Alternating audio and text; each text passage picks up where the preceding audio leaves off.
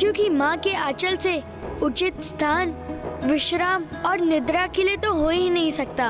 और जब मुझे वो प्राप्त हुआ तो निद्रा का तो सुख प्राप्त होना ही था। और माँ ने मुझे भूखा कहाँ रहने दिया। उन्होंने मुझे अपने हाथों से स्वादिष्ट भोजन खिलाया।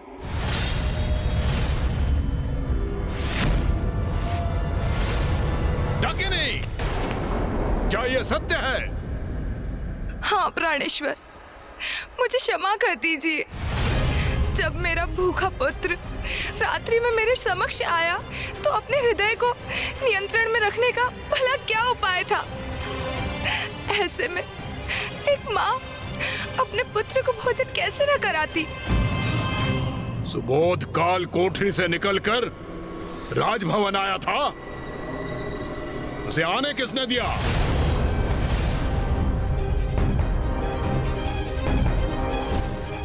पुत्र सुबोध। माँ, किंतु माँ, मैं कहाँ आया था आपके समक्ष? वो तो आप स्वयं आई थी कालकोठरी में, मुझे भोजन कराकर निद्रा कराने। नहीं नहीं, ये कैसे संभव है? कल रात्रि सुबोध मेरे कक्ष में आया था। सर्वप्रथम उसने मुझे भोजन कराया और फिर मैंने उसे। हाँ, ऐसा ही तो हुआ था। शांत हो जाओ। मुझे मूर्ख बना रहे हो तुम दोनों। ये कैसी बेतुकी बात है? सुबोध काल कोठरी में था तो राजभवन के कक्ष में कैसे पहुंचा? एक ही समय पर दो स्थानों पर कैसे हो सकता है ये? अभी ज्ञात हो जाएगा क्या सत्य है और क्या मिथ्या। हे द्वारपाल, क्या तुमने कल रात्रि सुबोध को कारावास से बाहर आने की अनुमति दी थी? नहीं महाराज, यह असंभव है। युवराज कहीं नहीं गए थे। मैं संपूर्ण रात्रि बड़ी चौकसी से द्वार की रक्षा कर रहा था और महारानी भी नहीं गई थी कारावास में। यदि कोई कहीं गया ही नहीं था तो फिर ये ऐसा क्यों कह रहे हैं? कैसा भ्रम है ये? आप अभी तक नहीं समझे पिताश्री, ये सब मेरे प्रभु गणेश जी की ही लीला है।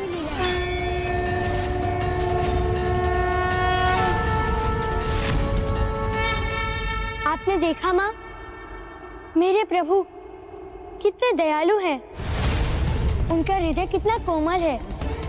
उनसे एक माँ की पीड़ा सहन नहीं हुई तो वो मेरा रूप धार कर आपको भोजन करवाने आ गए। और वो मुझे भूखा नहीं देख सके तो आपका रूप धरकर मेरे निकट मुझे भोजन खिलाने आ गए।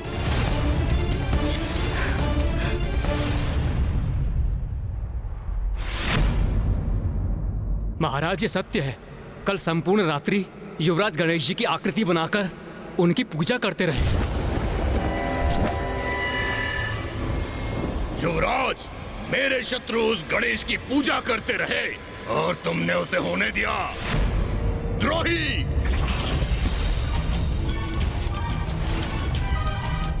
व्यर्थ है वो द्वारपाल, वो सैनिक जो मेरे ही राजभवन में मेरे शत्रु की पूजा होते देख उसे ना रोके।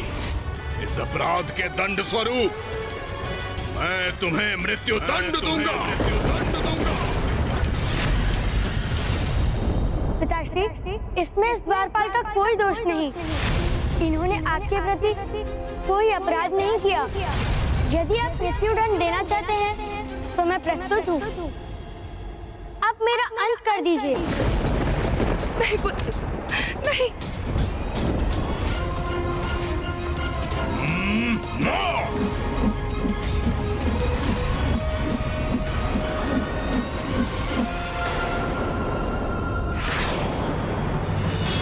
ओम गण गणपते नमः।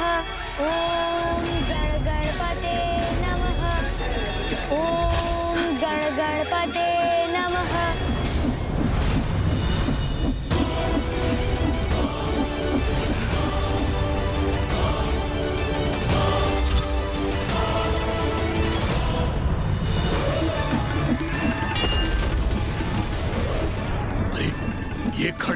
ओर ही लौट कर आ रहा है।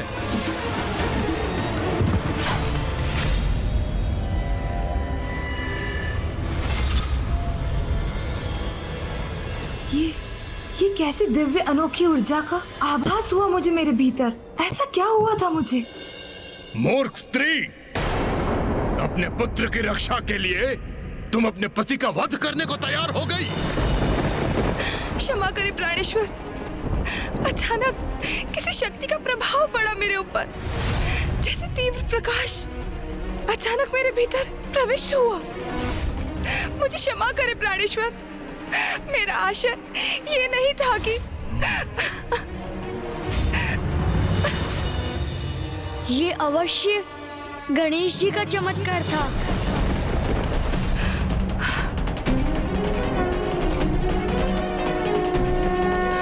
ओम गण गणपते नमः। ओम गण गणपते नमः। ओम गण गणपते नमः। बस बस, बहुत सह चुका इस बालक की उद्दंडता और शत्रु प्रेम। इन विद्रोहपूर्ण शब्दों को इसके मुख से निकलने से रोकने हेतु स्वयं अपने हाथों से इसके कंठ को मसल कर रख दूंगा।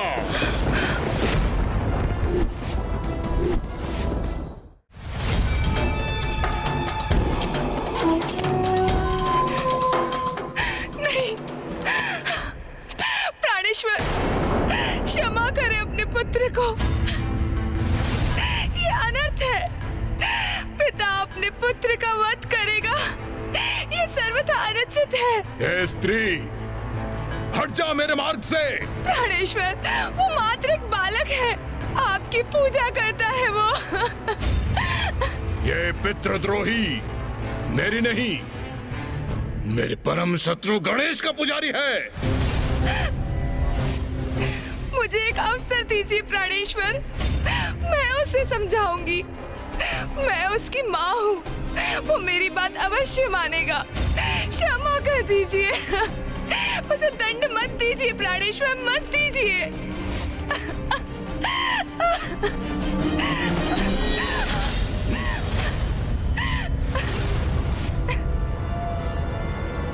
उचित है, एक अंतिम अवसर। जाओ, संध्या तक की अवधि का समय है तुम्हारे पास।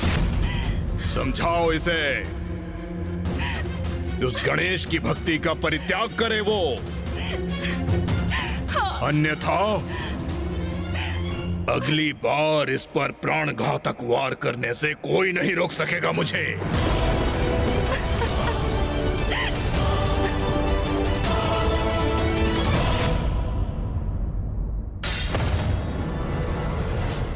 मेरे पुत्र, मेरे लाल, मेरा सुबोध, तुम्हारे पिता ने तुम्हें सदैव प्रेम दिया, अपार स्नेह दिया, सब कुछ दिया उन्होंने तुम्हें। त्रिलोक पर विजय प्राप्त की, किसके लिए पुत्र? तुम्हारे लिए ना पुत्र। तो फिर जो उन्हें अप्रिय है वो ही कर कर तुम उन्हें दुखी और क्रोधित क्यों कर रहे हो पुत्र? क्या तुम्हें तुम्हारे पिता से प्रेम नहीं?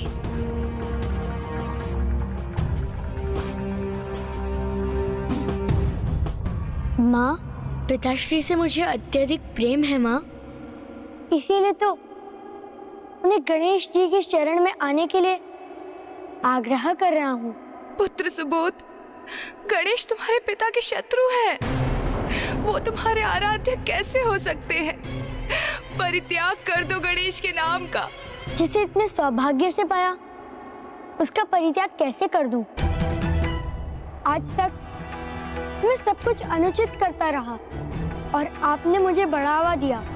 आज जब मैं उचित कर रहा हूँ तो आप मुझे पद से भ्रमित करने का प्रयास कर रही हैं। ऐसा क्यों माँ? मैं गणेश जी के नाम का परित्याग कैसे कर दूं?